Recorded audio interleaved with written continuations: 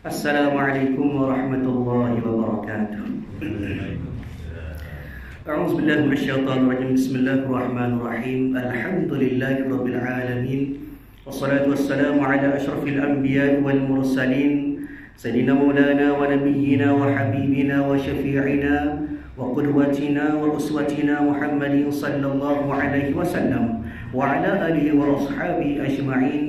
Allahumma faqihna fid din وافتح علينا فتوح العارفين واجعل أعمالنا خالصة لوجهك الكريم يا أرحم الراحمين.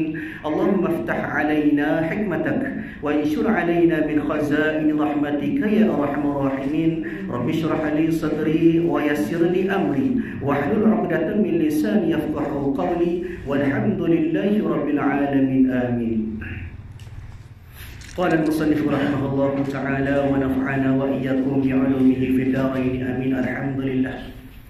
Pertama dan selamanya marilah sama-sama kita panjatkan setinggi-tinggi kesyukuran kita ke hadirat Allah Subhanahu wa taala. Kerana pada malam ini Allah taala masih lagi memberi peluang kepada kita. Allah taala masih lagi mengurniakan kepada kita daripada segala nikmat yang diberikan oleh Allah Subhanahu wa taala kepada sekalian manusia. Antaranya termasuk juga dua nikmat yang terbesar daripada nikmat iman dan juga nikmat Islam. Kemudian Allah Ta'ala bagi pula kepada kita daripada nikmat sihat tubuh badan. Ada peluang masa untuk kita pakai hadir ke rumah Allah Ta'ala pada malam ini sebagai salah satu cara kita nak beribadat kepada Allah. Yakni dengan cara kita hadir sembahyang berjamaah. Kemudian kita berada dalam majlis ilmu yang dikatakan sebagai Raudhatun min Riyadil Jannah, satu taman daripada taman-taman syurga. Mudah-mudahan kehadiran kita pada malam ini ke rumah Allah Ta'ala ini akan dicatatkan oleh Allah Subhanahu wa Ta'ala sebagai salah satu daripada ganjaran pahala yang boleh kita bawa bersama untuk kita menghadap Allah Subhanahu wa Ta'ala pada hari akhirat nanti insya-Allah. Tuan-tuan dan puan yang dirahmati oleh Allah Subhanahu wa taala, insya-Allah pada malam ini kita akan tengok, kita akan bincangkan bersama salah satu daripada cabang ilmu, iaitu pada cabang ilmu usuluddin ataupun juga disebut ilmu akidah ataupun juga disebut sebagai ilmu kalam, juga disebut sebagai ilmu tauhid. Iaitu salah satu daripada cabang tersebut yang merupakan salah satu daripada ilmu fardu ain. Bila sebut fardu ain, maknanya wajib bagi setiap orang, setiap mukallaf. Kita beriman bila mana kita Islam, kita akil balik sampai umur kita digelar sebagai mukallaf yang menerima taklifat daripada Allah Ta'ala untuk kita jadi khalifah atas muka bumi. Jadi tuan-tuan dan puan yang dirahmati oleh Allah Subhanahu wa taala, sebelum kita masuk dalam kitab, amal tersebut di sini apa yang dikatakan sebagai Ahlus Sunnah wal Jamaah. Yang mana kita nak belajar kitab daripada kitab ilmu usuluddin juga merupakan cabang daripada cabang aliran Ahlus Sunnah wal Jamaah. Masing-masing sekarang pakat mengaku dia sebagai Ahlus Sunnah. Orang tu kata dia Ahlus Sunnah, orang ni kata dia Ahlus Sunnah.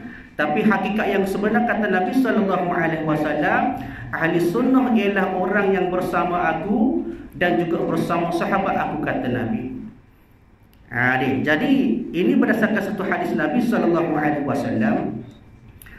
Nabi disebut bahwasanya Imran bin Husain radhiyallahu anhu mengatakan bahawasanya satu ketika Rasulullah sallallahu alaihi wasallam bersabda.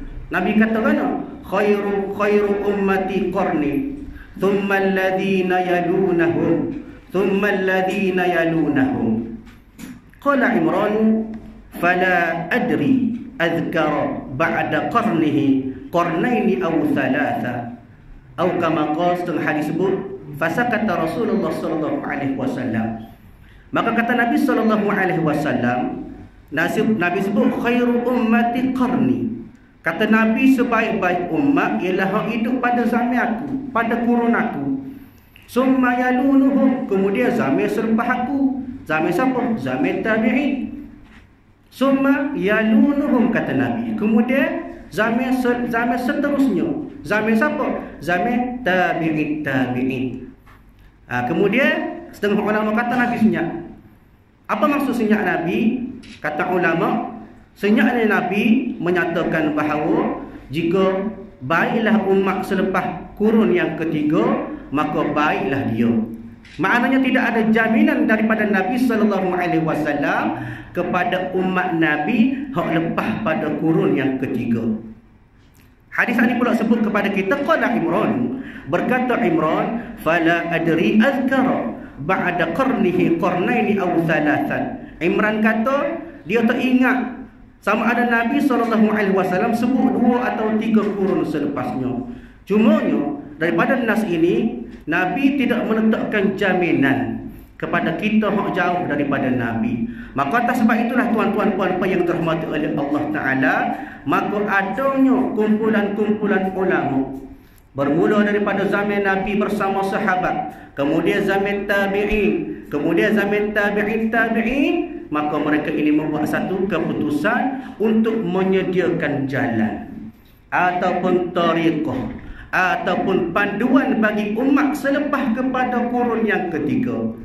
Sebab lepas pada kurun ketiga Nabi tak ada bagi jaminan, maka kita kena ikut kepada jaminan Nabi, iaitu pada kurun pertama, kedua dan ketiga. Maka sebab itulah tuan-tuan puan-puan yang dirahmati oleh Allah Ta'ala, ulama telah menggariskan kepada kita, iaitu pada zaman Nabi adalah zaman bersama Nabi dan juga sahabat. Ini Nabi jamin. Nabi jamin. Begitu juga zaman tabi'in. Siapa dia zaman tabi'in? Iaitu antaranya disebut oleh para ulama bahawa lahirnya imam mujtahid mutlak yang boleh mengeluarkan fatwa dan jalan-jalan ataupun digelar sebagai a'immah mazhab, ketua-ketua mazhab, berada pada abad kedua ataupun abad ketiga. Zaman tabi'in dan juga zaman tabi'in. Maka mereka inilah hak bawa jalan. Bahkan kata Nabi, bahkan kata ulama rahimahullahu ta'ala, ulama ada sebut kepada kita bahawasanya Imam Ghazali dia lahir pada abad yang ke-6. Maka Imam Ghazali tak boleh buat mazhab, tak boleh jadi mujtahid mutlak. Sebab apa? Sebab dia berada di abad yang ke-6. Maka kata ulama dia pun tunggu Imam Syafi'i rahimahullahu ta'ala. Ayatnya di sini, zaman Nabi bersama sahabat sudah dijamin. Kemudian zaman tabi'in, kemudian zaman tabi'in. Di situlah lahirnya a'immah mazhab. Ada mazhab daripada mazhab fiqh, ada mazhab daripada mazhab usuluddin, dan juga ada mazhab pada bahagian tasawuf. Bahkan kata ulama, orang yang dikatakan sebagai ahli sunnah ialah mereka yang mengikut jalan Nabi ni. Lepas pada Nabi dibawa turun kepada tabi'in, kemudian zaman tabi'in. Maka di sini kesimpulan daripada hadis Nabi tadi, Nabi jamin 3 abad sahaja, 3 kurun sahaja. Maka pada lahirnya mujtahid mutlak pada abad yang kedua dan abad yang ketiga, pada bahagian usuluddin, hak kita nak belajar ni, siapa dia a'immah dia? Antara yang terhebat ataupun aliran yang dibawa oleh 2 pelopor utama, ataupun sebagai orang kata pengasas kepada aliran ilmu usuluddin dan juga ilmu tauhid. Siapa dia? Yang pertama Abu Hasan Al-Asy'ari. Bersama dia pula siapa dia seorang lagi? Dikatakan sebagai Abu Mansur Al-Maturidi. Maka kalau kita ikut 2 aliran ini, maka kita sudah ikut daripada mujtahid mutlak. Dan mujtahid mutlak inilah yang berada pada abad kedua, pada kurun kedua, kurun ketiga, yang diakui benar oleh Nabi. Manakala pada bahagian fiqh pula, dia ada semua ada 3 belah. Pada peringkat awal lahirnya mujtahid mutlak ataupun a'immah mazhab pada bidang fiqh, dia ada 3 belah semua. Tapi hak kekal sampai ni berapa? Ada 4. Maliki, Hanafi, Syafi'i dan Hambali. Bahkan kata ulama ada 3 belah. Apa dia? Antaranya mazhab Hasan Al-Basri. Kita dah kenal Hasan Al-Basri ni orang yang hebat pada ilmu tasawuf saja, dia ahli sufi, tapi sebenarnya dia juga merupakan salah seorang daripada a'immah mazhab pada bidang fiqh. Begitu juga mazhab Auza'i ataupun Auza'i. Kemudian ada mazhab Abu Hanifah, Imam Hanafi. Kemudian ada mazhab Sufyan Ats-Tsauri, disebut juga sebagai Sufyan Ats-Tsuri. Mazhab fiqh juga tu kali gitu. Kemudian ada mazhab Maliki, ada mazhab Al-Laits, ada mazhab Syafi'i. Mazhab kita ada Ammar tu lah. Kemudian ada mazhab Sufyan bin Uyainah, ada juga mazhab Ishaq bin Ruwaihah, ada mazhab Ahmad ibn Hanbal atau dikenali sebagai Imam Hanbali. Ada juga mazhab Abi Thur, mazhab Daud Az-Zahiri, disebut juga sebagai Daud Az-Zawahir. Juga yang terakhir yang ke-13 iaitu mazhab Ibnu Jarir At-Tabari. Inilah 13 mazhab. Tengok ulama kata ada 14. Gapo lagi? Mazhab Az-Zahiri. Tapi banyak di sini kalau kita baca daripada kitab-kitab kuning, kitab-kitab daripada aliran-aliran kitab-kitab tu, kitab Musalli ko, kitab Matlahin Al-Badrain ko, kitab Sabil Al-Muhtadi ko, Bahrul Mazid dan lain-lain, ada juga kadang-kadang mereka ini membawa pendapat-pendapat daripada mazhab-mazhab a'imah mazhab yang lain. Jadi maknanya daripada pada zaman mujtahid mutlak, pada zaman kurun yang kedua, kurun ketiga ada 13, tengok orang kata ada 14 mazhab fiqh. Tapi sampai hari ini hak kekal ataupun bertahan sehingga saat ini ialah 4 mazhab utama. Dan takdirnya tempat kita Malaysia sampai kepada kita mazhab Imam Asy-Syafi'i rahimahullahu taala. Hebat. Siapa kau Imam Al-Ghazali pilih Imam Asy-Syafi'i. Tak hebat kau Imam Al-Ghazali. Hebat. Salah seorang yang digelar sebagai Hujjatul Islam. Dia dalam bab Islam, Hujjatul Islam, mana pemukul kepada hujah-hujah dalam agama Islam. Hebatlah lagu tu. Dia ni. Bahkan kata ulama, ada ulama yang menyebut sebagai law kana nabi ba'da nabi lakana al-Ghazali. Kalau adalah nabi selepas nabi, maka orang itu ialah Imam Al-Ghazali. Orangnya hebat dia. Tapi kerana dia berada pada abad, dia lahir pada kurun yang ke-6, maka kata ulama dia pun terpaksa ikut mujtahid mutlak daripada kurun yang kedua dan kurun ketiga. Baik, kemudian pada aliran ataupun cabang yang terakhir iaitu cabang ilmu tasawuf. Ilmu menyucikan hati kita, ada 2 imam ataupun pelopor utama dalam bidang tersebut. Siapa dia? Iaitu nama dia Abu Junaid Al-Baghdadi, yang kedua Abu Qasim Al-Qushairi. Kita tengok aliran mana kita dah ikut daripada kini. Kalau kita berpegang kepada aliran-aliran yang dibawa oleh mereka ini, maka insya-Allah sampai kepada Nabi. Maknanya kita sudah mengikut orang-orang yang sudah diyakini dan orang-orang yang dijamin oleh Nabi sallallahu alaihi wasallam. Dan sebab itulah tuan-tuan puan-puan yang dirahmati oleh Allah Taala, malam ini kita bawa salah satu daripada cabang ilmu yang dikatakan ilmu fardu ain, iaitu ilmu usuluddin. Kena ingat ilmu fardu ain ada 3 asas.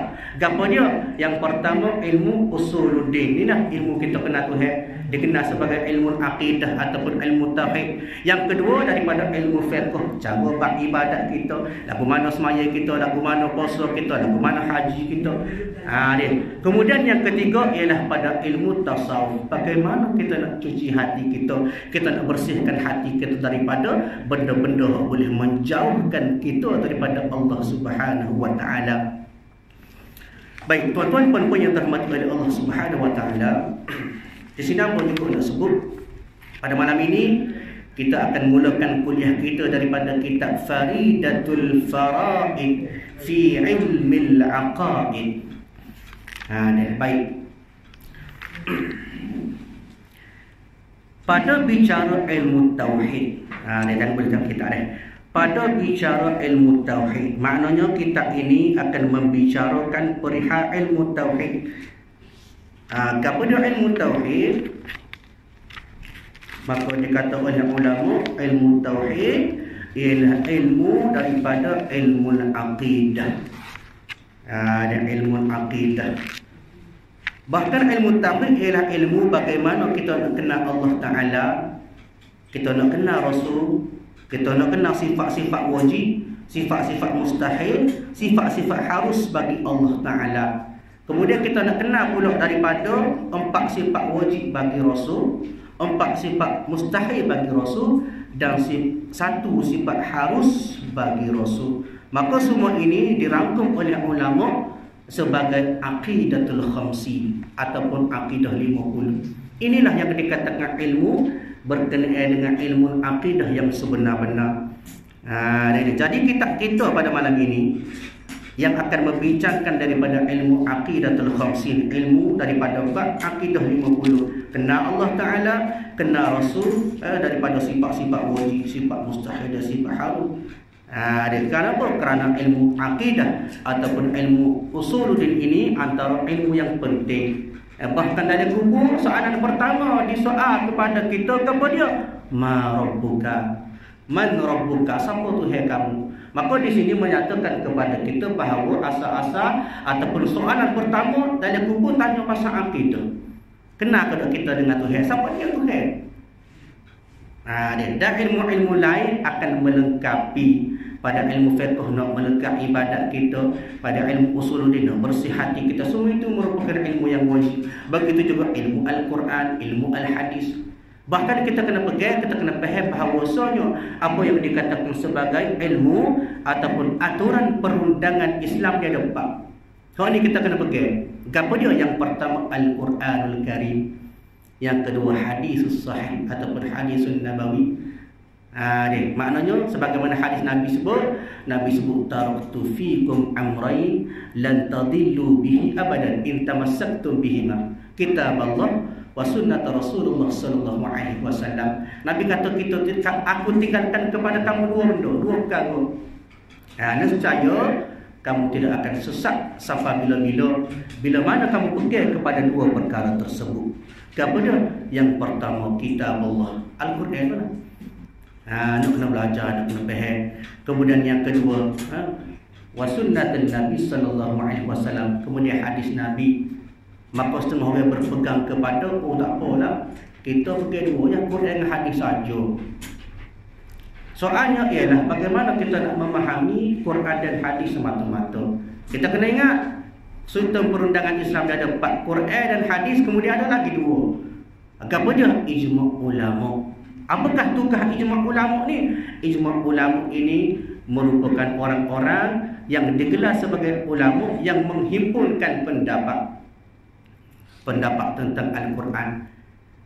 Dalam Quran katakan, dalam Quran antaranya disebut pasal wudu. Kita ambil sikit bab wudu dalam Quran. Dalam Quran sebut pasal anggota wudu. Basuh 2 tangan, basuh 2 kaki. Kemudian situ tak ada orang panggil rukun qalbi dalam Quran tak sebut. Dia sebut dalam Quran sebut rukun jasadi, kita basuh anggota, tak ada sebut niat, tak ada sebut tertib. Dan ni pasal pada wudu dok nak kepada huraian daripada ahli dia. Quran dipanggil sebagai al-mufassirin, orang berhak untuk mentafsir, ahli tafsir. Bukan terjemah ni ahli bahasa. Dia tafsir hak betul-betul boleh syarah Quran. Kemudian hadis pula ada pula al-muhaddisin, orang yang berhak untuk menghuraikan daripada hadis. Maka mereka ini digelar sebagai ijma' ulama yang menghimpunkan daripada segala pendapat, kemudian ambil hak muktamad kepada dia, tubiklah hukum dia. Kemudian yang keempat, perundangan Islam iaitu qiyas ulama, perbandingan antara ulama. Dia bincang, okey tengok keadaan zaman Nabi sekian, tiba-tiba sampai zaman kita tak serupa dengan zaman Nabi, nak kepada qiyas ulama, tengok kepada keadaan ahwal semasa. Maka tuan-tuan perempuan tak boleh pegang Quran dan hadis semata-mata. Soalan-soalan kita ni nak agama Islam, nak belajar Islam direct kepada Nabi, Quran dan hadis. Ulama-ulama kita tak sikut, hebat kita. Bahkan ada setengah tu dia nak keji ulama, duk hina ulama. Duk kata ke Imam Syafi'i, duk kata ke Imam Al-Ghazali. Hebat sangat kau kita. Bahkan ulama-ulama ini telah siap buat jalan kepada kita, nak suruh kita amal semata-mata. Ni kita nak faham pula. Untuk Imam Syafi'i kata tak kena gini. Imam Ghazali ni pendapat dia gini. Maka kita ni maknanya jauh lah. Maknanya dah ulama buat siap. Kita sekarang tugas kita ambil amal. Buat supaya orang tua kita buat dulu. Dan lalu kita dah faham berlaku. Adakah kerana orang tua kita tak jumpa dalil? Tak. Bahkan orang sebelum-sebelum kita ni lagi hebat daripada kita. Kita mengaji 2 sebuti 2 hadis, 2 soal lain. Dia berasa nak buka pondok. Jangan. Dia setara mana ilmu kita pun hormat kepada orang yang tunjuk jalan kepada kita. Baik, kembali kepada kita ilmu kita, ilmu usuluddin. Maknanya nak bincang tentang akidah kita. Akidah kena kemah. Dia ni maknanya supaya kita nak berhadapan dengan Allah Ta'ala dengan akidah yang kuat. Kalau tidak jadi syirik. Tu yang dikatakan setengah orang kata tak boleh ngaji ilmu tauhid, tak boleh ngaji sifat 20 sesat. Ada orang itu sebut, orang itu kata. Maknanya mungkin mereka ini belajar tidak kena cara. Nak fikir sedalai-dalainya tak boleh. Dan Allah Ta'ala bukan benda yang boleh fikir siapa jumpa tidak. Sekadar kita kena zat, kena sifat Allah Ta'ala cukup dah. Ni maknanya perlu kepada kita belajar sifat-sifat, belajar zat-zat Allah Ta'ala. Kita nak kenal Allah Ta'ala, maka kena belajar ilmu tauhid. Ni siapa dia? A'immah dia hak abang sebut tadi. Yang pertama Imam Abu Asy'ari. Dia ni lahir pada tahun 260 Hijrah. Dia meninggal pada tahun baik, dia lahir pada 873 Masihi, kemudian dia meninggal pada tahun 947 Masihi. Itu Imam Abu Hasan Asy'ari. Kemudian Imam Abu Mansur Al-Maturidi pula lahir pada tahun 852 Masihi, meninggal pada tahun 944 Masihi. Mereka inilah, dua orang inilah yang membawa. Ada lagi aliran-aliran daripada selain daripada Asy'ariyah, tapi hak masyhurnya hak ni, kita ada bawa ni daripada dua imam inilah. Dia sebut juga ilmu tauhid sebagai ilmu usuluddin. Ada setengah ulama sebut ilmu kalam, ada ulama sebut ilmu aqaid. Dia maknanya benda yang sama, ilmu cara nak bincang tentang akidah kita. Dia lagu mana akidah kita kenal Allah Ta'ala, kenal Nabi SAW. Itu yang dikatakan sebagai ilmu tauhid. Maka tuan-tuan puan-puan yang dirahmati oleh Allah Subhanahu Wa Ta'ala, pada malam ini kita bermula dah daripada kitab yang dinamakan sebagai kitab Faridatul Faraid pada bicara ilmu tauhid. Apa dia? Iaitu ilmu usuluddin atas mazhab Imam Asy'ari. Maknanya Imam Abu Hasan Al-Asy'ari yang apa sebut tadi lah. Baik, terhimpun padanya, maknanya terhimpun pada kitab ini beberapa banyak akidah. Maknanya kitab ini bila sebut kitab Faridatul Faraid, dia bincang akidah, tidak campur dengan usuluddin, tidak campur dengan ilmu tasawuf. Maknanya semata-mata daripada bahagian-bahagian ataupun bab-bab pada ilmu akidah. Dan beberapa banyak masalah, bahasa Arab sebut masail, maknanya daripada himpunan masalah-masalah ataupun persoalan-persoalan yang membincangkan tentang ilmu akidah. Baik, himpunan hamba yang sangat harap daripada Allah Ta'ala, dihimpunkan oleh pengarang kita ini, Syekh Ahmad ini. Dia menghimpun serta dia harap daripada Allah Ta'ala akan taufik dan hidayah. Bukan sekadar-kadar dia nak tulis saja tu, bukan sekadar-kadar dia nak karya saja tu. Maknanya dia nak harap, dia minta daripada Allah Subhanahu Wa Ta'ala supaya dia beri taufik dan hidayah. Kepada siapa? Kepada dia dan juga kepada kita semualah hak belajar ilmu daripada kitab hak dia karya ni. Dia taufik maknanya keadaan kita nak melakukan amal ibadat ataupun sesuatu perkara kebaikan. Hidayah pula ialah petunjuk daripada Allah Ta'ala. Ulama kata kalau ada taufik saja, tak ada hidayah, tak boleh kita nak buat amal, tak boleh kita nak belajar ilmu. Sebab apa? Sebab taufik ni kehendak dan cita-cita kita dalam kita buat amal ibadat. Adapun hak menentukan kejayaan ibadat tersebut adalah hidayah, petunjuk daripada Allah Ta'ala. Kadang-kadang kita berasa nak buat, dia berasa nak buat amal, berasa nak mengaji, berasa nak mengatik, berasa nak zikir, tapi tak diberi hidayah oleh Allah Ta'ala, tak jadi. Begitu juga kalau ada hidayah saja, taufik tak ada. Ni maknanya Allah Ta'ala buka dah pintu hati kita, tapi lihat kita pula jadi malah tak usah mengatik, tak usah zikir, tak usah mengaji, tak kena juga. Maknanya nak kepada dua. Sebab itu dia ada taufik, nak kena ada hidayah.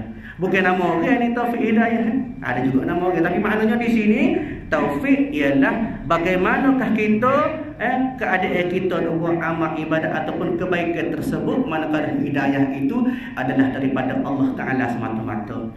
Hidayah kita tak boleh nak bila kita nak, kita minta bila kita nak dak. Hidayah daripada Allah Taala, sebagaimana yang berlaku kepada Rasulullah sallallahu alaihi wasallam. Siapa dia? Pak saudara dia. Dia pak saudara dia Abu Talib. Ulama menyebut bahawa Abu Talib meninggal dalam keadaan kafir, dia mati. Su'ul khatimah, dalam keadaan kesudahan yang tidak baik. Sedangkan dia hebat. Apa tanda hebat dia? Dia tolong Nabi sallallahu alaihi wasallam sepanjang jalan dakwah Nabi. Nabi nak pitih dewi pitih, nak kepada sumbangan dewi sumbangan kepada, sentiasa membantu perjuangan Islam Abu Talib. Tapi takdir Allah Taala, dia mati dalam keadaan kufar ataupun kufur. Bahkan Nabi sallallahu alaihi wasallam berasa sedih. Satu ketika sebelum pada dia meninggal, kata ulama, dia berdoa kepada Allah, ya Allah, kau berilah hidayah dan matikanlah Abu Talib, saudara aku ni dalam keadaan beriman. Maka Allah Taala waktu satu ayat Al-Quran, kata Allah Taala, innaka la tahdi man ahbabta, kata Allah. Wahai engkau iaitu Nabi Muhammad, engkau tak boleh bagi hidayah kepada orang yang nak. Walakinnallaha yahdi man yasha. Akan tetapi Allah Taala lah yang akan memberi hidayah kepada sesiapa saja yang dia nak.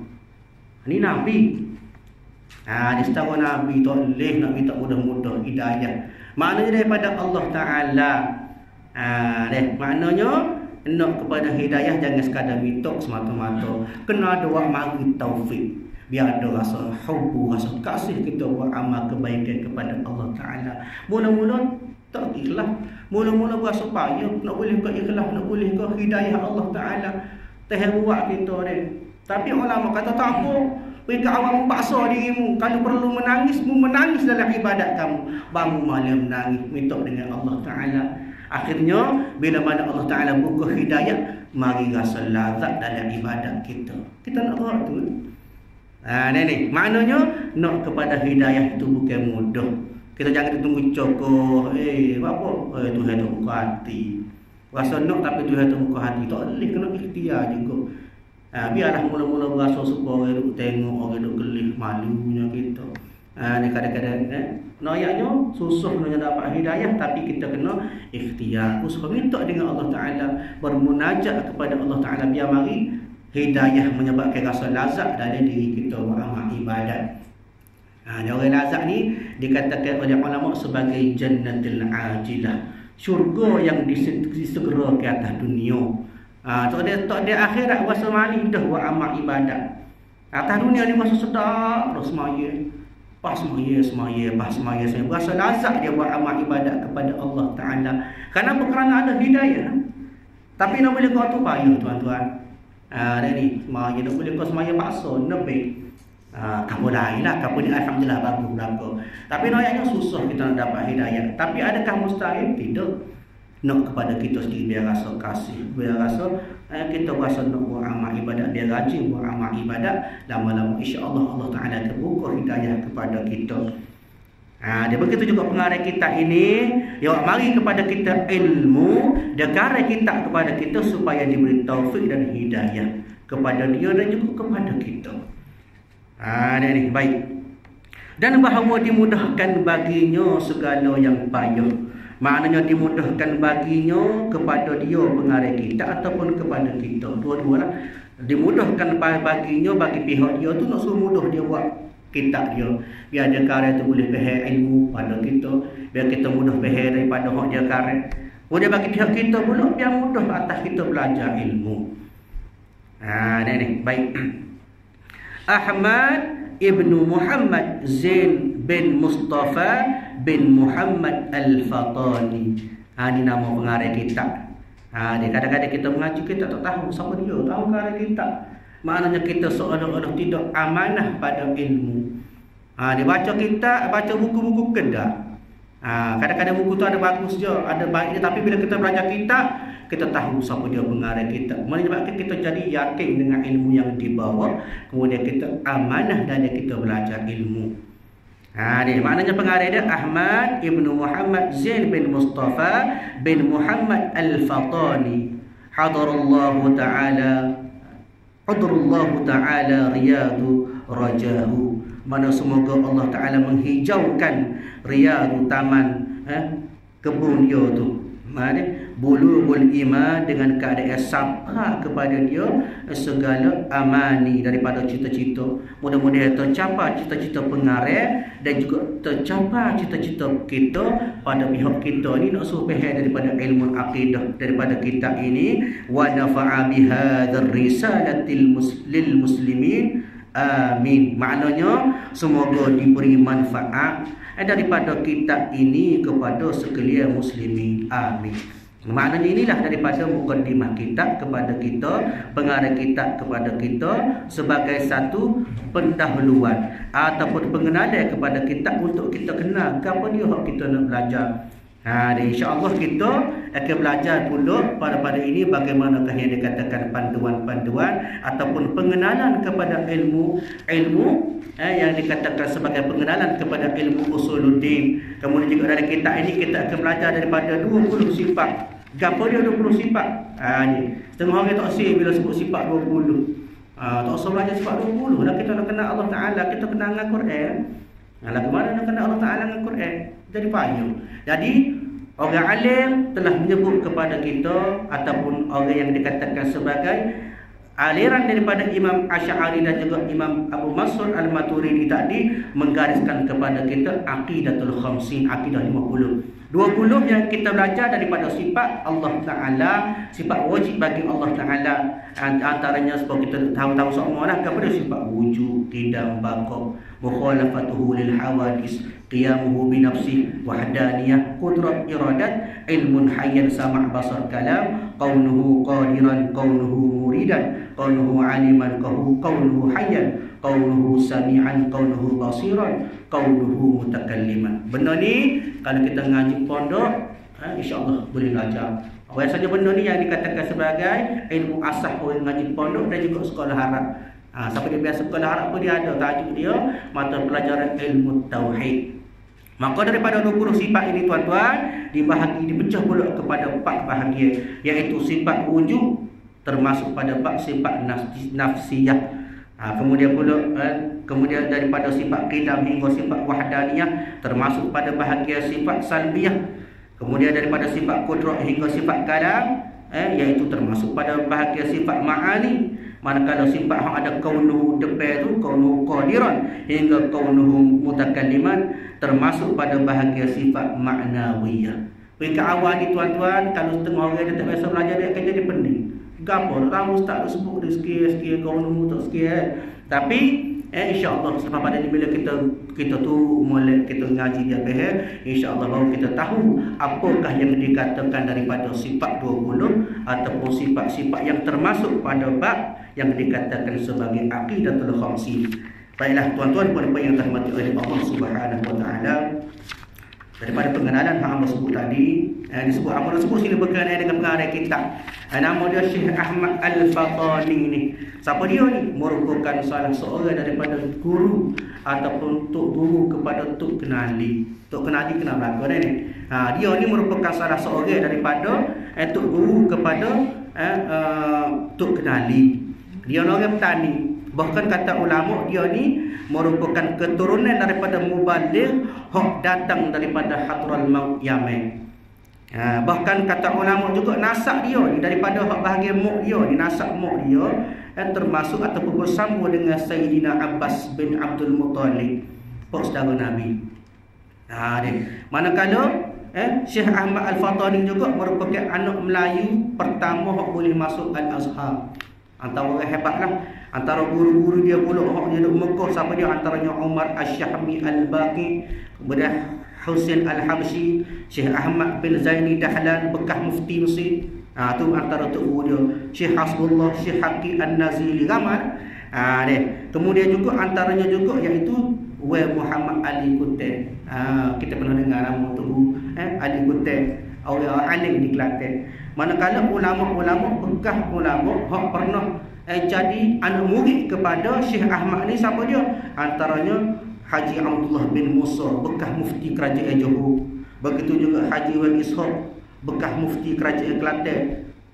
Tugu Haji Umar Sungai Keladi, Tok Kemuning. Kalau biasa dengan nama Tok Kemuning. Bekas anak murid kepada Tok Syekh Ahmad Al-Fatani. Kemudian Tok Kenali hak kita duk kenal-kenal. Begitu juga Tok Seleha. Dia ramai antaranya merupakan ulama-ulama yang muktabar, yang kita sudah sedia tahu bahawa mereka ini semua merupakan orang-orang alim di Nusantara.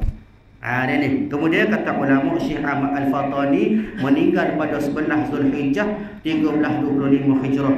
Bila? 14 Januari 1908. Mana di Mina, mati di Mekah ketika berumur 52 tahun. Kemudian jenazah dia tu disemadikan di kubur Ma'la di Mekah. Bahkan kata ulama kubur dia ni dekat dengan kubur Siti Khadijah radhiyallahu anha, isteri Nabi sallallahu alaihi wasallam. Maknanya tuan-tuan, kitab yang kita nak belajar ini merupakan salah satu daripada kitab yang muktabar. Bertahan bekas tahu kitab ni. Bahkan berpuluh-puluh tahun dibawa oleh ulama, dikarai dengan ilmu yang betul dan akhirnya diamalkan, digunakan, ditradisikan sehingga kini orang hidup belajar lagi.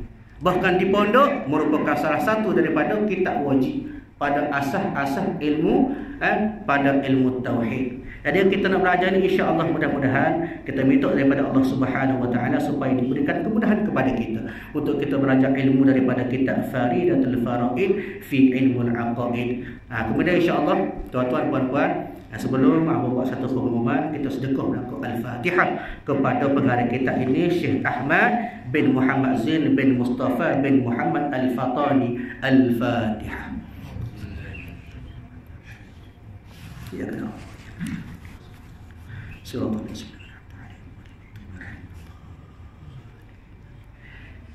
Amin ya rabbal alamin. InsyaAllah mudah-mudahan kita ini memberi kepada kita manfaat lah untuk kita faham, kita kenal Allah Ta'ala, kita kenal Rasul daripada ilmu akidah yang berkaitan. Mudah-mudahan juga Allah Ta'ala memberi kepada kita kekuatan, kesempatan dan nikmat untuk kita terus belajar sampai habis, insya-Allah. Jadi tuan-tuan puan-puan yang dirahmati oleh Allah Subhanahu wa taala,